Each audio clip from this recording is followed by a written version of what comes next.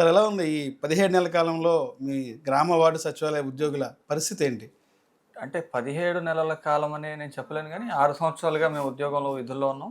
ప్రభుత్వ ఉద్యోగులుగా మాకు 62 సంవత్సరాల వయసు వచ్చేంత వరకు విధుల్లో చేరిన నాటి నుండి మాకు కొన్ని ఆటుపోట్లొస్తాయి, ఇబ్బందులొస్తాయి, సమస్యలుంటాయి. మా ఏపీఎన్‌జీఓ అసోసియేషన్ రాష్ట్ర అధ్యక్షులు నాకు ఒక గాడ్ ఫాదర్ లాంటి వ్యక్తి. మా విద్యాసాగర్ సార్ ఎప్పుడూ అంటూ ఉంటారు, సముద్రంలో అలలు ఉద్యోగుల కోరికలు ఎప్పటికీ ఉంటూ ఉంటాయని. అదే రకంగా మా ఉద్యోగుల సమస్యలు ఉన్నాయి, వాటి మీద మేము ప్రయత్నం కొనసాగిస్తాం. అంటే ఉద్యోగులు అనేది ముందు గ్రామ వార్డు సచివాలయ ఉద్యోగులు అంటే సమాజంలో ఒక ఒక రకమైన అభిప్రాయం ఉంది ఓపెన్గా మాట్లాడుకోవాలంటే. పల్లెటూరులో గత వాతావరణంలో అనేది ఏంటంటే ఒక వార్డు సచివాలయం ఏర్పాటు చేశాడు జగన్మోహన్ రెడ్డి, పెద్దగా పనేం లేదంటారు. ఏదో సిస్టమ్ ముందు కూర్చొని వీళ్ళు ఆడుకుంటున్నారు తప్ప పెద్ద పనే లేదంటారు. నిజంగా గ్రామ వార్డు సచివాలయ ఉద్యోగులకి జాబ్ చాట్ గురించి ఏం చెప్తారు? ఆ పదం అనేది అపోహ మాత్రమేనా? ఒక విషయం అయితే తెలియజేస్తాను సార్. ఈ రాష్ట్రంలో కేవలం గ్రామ వార్డు సచివాలయ ఉద్యోగులు మాత్రమే ఉద్యోగులు కాదు. ఈ రాష్ట్రంలో దాదాపుగా 5 లక్షల పైచిలుకుగా ప్రభుత్వ ఉద్యోగులు పనిచేస్తూ ఉన్నారు. అందులో 1,25,000 మంది గ్రామ వార్డు సచివాలయ ఉద్యోగులు కూడా ప్రభుత్వ ఉద్యోగులుగా కొనసాగుతూ ఉన్నారు. ఈ ప్రభుత్వ ఉద్యోగుల్లో మీరు ఏదైతే పని పాట లేదనో లేకపోతే సిస్టమ్, మా అభిప్రాయం కాదు అది. కొందరు ట్రోల్ చేసి అంటే మీరు చూసే ఉంటారు. మీ గ్రామ వార్డు సచివాలయం ప్రారంభించిన 1 ఇయర్ లోపు నుంచి కూడా ఫోటోలు పెట్టేసేసి సచివాలయం జగన్మోహన్ రెడ్డి ఊరికి జీతాలు ఇస్తున్నాడు అనేది ఒక రూమర్ కూడా ఆ రోజున ట్రోలింగ్ జరిగింది. సార్, ఒక విషయం అయితే తెలియజేయాల్సినటువంటి అవసరం ఉంది. ఒక తహసీల్దార్ కార్యాలయం కావచ్చు, ఒక ఎంపీడీఓ కార్యాలయం కావచ్చు, ఒక మున్సిపల్ కమిషనర్ కార్యాలయం కావచ్చు, లేకపోతే రిజిస్ట్రేషన్ కార్యాలయాలు కావచ్చు, ఇలా కొన్ని కార్యాలయాలు ఉంటాయి, మీకు తెలిసినవి ప్రభుత్వ శాఖలు ఉన్నాయి. ఆ శాఖల్లో ఒక పర్సన్ వారి దగ్గరికి రిక్వెస్ట్కి వచ్చినప్పుడు మాత్రమే పనిచేస్తూ ఉంటారనేది అపోహ.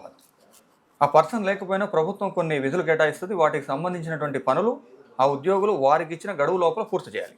ప్రతి ప్రభుత్వ ఉద్యోగం కూడా ఒక జాబ్ చార్ట్ నిర్ణయించబడుతుంది. ఆ జాబ్ చార్ట్ ప్రకారమే గ్రామ వార్డు సచివాలయ ఉద్యోగులు ఇతర ప్రభుత్వ ఉద్యోగుల మాదిరిగానే వారికంటే ఎక్కువగా ఇంకా సేవలు అందిస్తున్నటువంటి విషయం ఇక్కడ ఉన్నటువంటి రాష్ట్ర వ్యాప్తంగా ప్రజలతో పాటు ఎవరైతే అపోహలకు గురవుతూ ఉన్నారో వారందరూ కూడా తెలియజేయవలసినటువంటి అవసరం ఉంది. కారణం ఏమిటంటే మీరు అన్నట్లుగా ఒకవేళ ఊరికే ఉద్యోగాలు ఇస్తే 21 లక్షల మంది ఈ ఉద్యోగ నోటిఫికేషన్ విడుదల చేసినప్పుడు అప్లై చేసుకుంటే 19,67,000 మంది ఈ పరీక్షకు హాజరై దాంట్లో కేవలం 1,00,000 మంది మాత్రమే మెరిట్ ప్రాతిపదికన, అది కూడా డిస్ట్రిక్ట్ సెలక్షన్ కమిటీ చైర్మన్లు ఎవరైతే కలెక్టర్లు ఉన్నారో అంటే ఐఏఎస్ అధికారులు ఆ డిస్ట్రిక్ట్ సెలక్షన్ కమిటీస్కి చైర్మన్లుగా వ్యవహరిస్తున్నారు.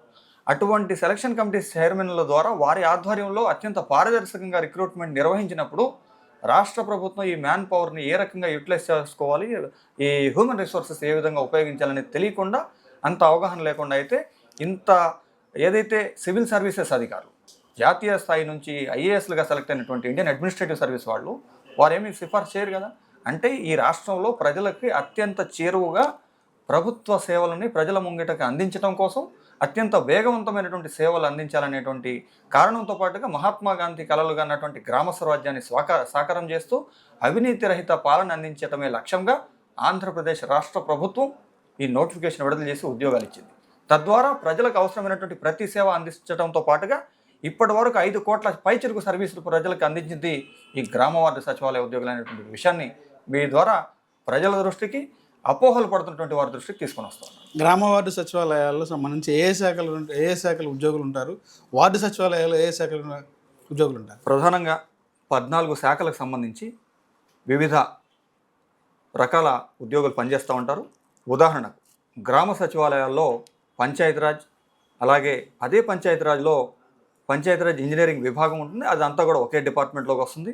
రెవెన్యూ, అదే రకంగా సర్వే, అదే రకంగా home department, agriculture, social welfare department, అలాగే agriculture, horticulture, sericulture, fisheries, animal husbandry, తర్వాత ఎనర్జీ, ఈ డిపార్ట్మెంట్స్ అన్నీ కూడా గ్రామ సచివాలయాల్లో ఉన్నాయి. అలాగే వార్డు సచివాలయాల్లోకి వచ్చినప్పుడు మున్సిపల్ అడ్మినిస్ట్రేషన్, తర్వాత గ్రామ వార్డు సచివాలయాల్లో హెల్త్ సెక్రటరీస్ అంటే ఏఎన్ఎంస్ ఉంటారు, వారు వైద్య ఆరోగ్య శాఖకు సంబంధించిన వాళ్ళు. తర్వాత వార్డు సచివాలయాల్లో మున్సిపల్ అడ్మినిస్ట్రేషన్కి సంబంధించినటువంటి 6 విభాగాలు. వాటితో పాటుగా అదే వార్డు సచివాలయంలో ఎనర్జీ సెక్రటరీ ఉంటారు, అంటే ఎనర్జీ డిపార్ట్మెంట్ ఉంటారు. అలాగే హెల్త్ సెక్రటరీ వైద్య ఆరోగ్య శాఖ నుంచి ఉంటారు. అదే రకంగా మహిళా పోలీసు వారు హోమ్ డిపార్ట్మెంట్ నుంచి ఉంటారు. ఇలాగ వివిధ ప్రభుత్వ శాఖలకు సంబంధించినటువంటి ఉద్యోగులు గ్రామ వార్డు సచివాలయాల్లో పనిచేస్తూ ఉంటారు. జిఎస్డబ్ల్యూ సంబంధించినటువంటి శాఖల్లో పనిచేసే ఉద్యోగులు పదోన్నతులు ఎలా ఉన్నాయి? పదోన్నతులకు సంబంధించి కాస్త అయితే ఇబ్బందికర పరిస్థితి ఉందని చెప్పి. పదోన్నతులకు సంబంధించి మొన్న ఈ మధ్య కూడా రోడ్డు మీద ఎక్కడం జరిగింది, ఆందోళన చేశారు అంటే అది కేవలం పదోన్నతుల అంశమే కాదు, కానీ వాటితో పాటు కొన్ని ప్రధానమైన అంశాలు ఉన్నాయి. రాష్ట్ర ప్రభుత్వంలో ఏ ప్రభుత్వ ఉద్యోగికైనా కూడా 6 సంవత్సరాలు ఒకే క్యాడర్లో పనిచేస్తే, అంటే సేమ్ క్యాడర్లో, మీరు ఉదాహరణకి ఒక పంచాయతీ కార్యదర్శిగానో లేకపోతే రెవెన్యూ ఆఫీసర్ విఆర్ఓ గానో రిక్రూట్ అయినట్లయితే, వారు అదే సర్వీస్లో 6 సంవత్సరాలు కొనసాగినట్లయితే వారికి స్పెషల్ ఇంక్రిమెంట్ మంజూరు చేయబడుతుంది. ఆటోమేటిక్ అడ్వాన్స్డ్ స్కీమ్ ద్వారా స్పెషల్ ఇంక్రిమెంట్ అనేది మంజూరు చేసే పరిస్థితి గతంలో ఉంది, ఇప్పటికీ ఉంది, ఎప్పటికీ ఉంది.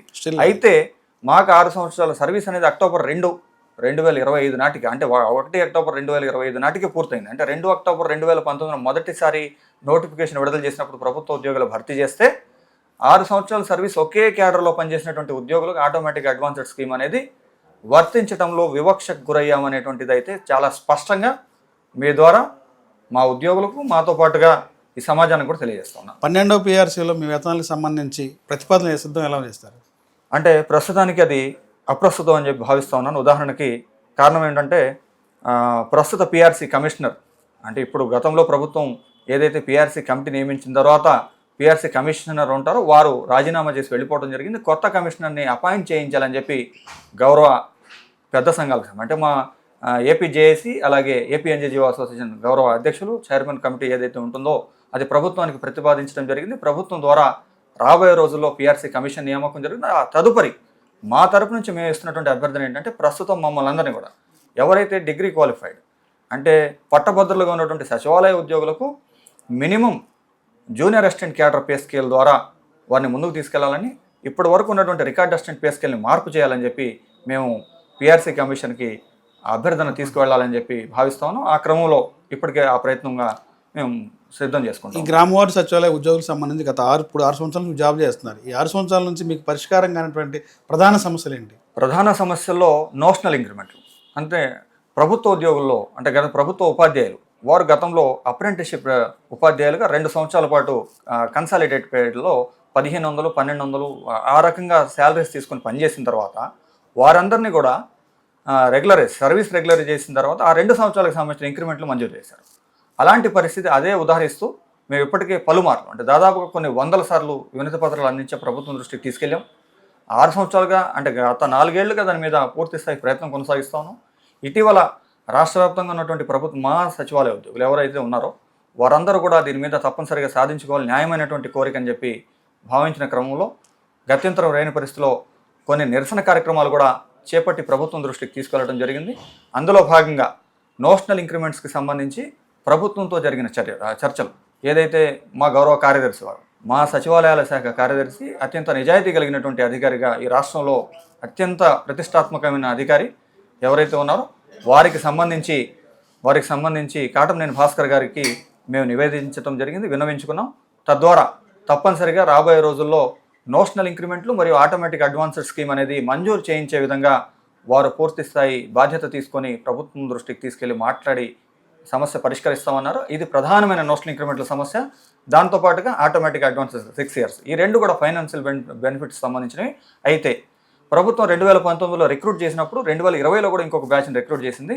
ఈ 2 బ్యాచ్లకు సంబంధించి ప్రొబేషన్ కాలం అనేది ఏ ప్రభుత్వ ఉద్యోగికైనా 2 సంవత్సరాలు మాత్రమే. ఒకవేళ ఏ ప్రభుత్వ ఉద్యోగి అయినా ఆ పీరియడ్లో తప్పు చేసినా, లేకపోతే సస్పెన్షన్ గురైనా, లేకపోతే ఇతర కారణాల వల్ల అతనికి ఉన్నటువంటి విధులని సక్రమంగా నిర్వర్తించిన పక్షంలోనో, లేకపోతే సెలవు పెట్టినప్పుడు వారి ప్రొబేషన్ అనేది ఎక్స్టెండ్ చేయబడుతుంది. అకారణంగా ప్రొబేషన్ 9 నెలల పాటు, 5 నెలల పాటు ఎక్స్టెండ్ చేయడం వల్ల కోల్పోయినటువంటి అరియర్స్, ఏదైతే మాకు రావాల్సినటువంటి పే స్కేల్కి సంబంధించిన అరియర్స్ ఉన్నాయో వాటిని కూడా మా ఉద్యోగులు కోరుకుంటున్నటువంటి విషయాన్ని మా ద్వారా ప్రభుత్వానికి విన్నవించడం జరిగింది.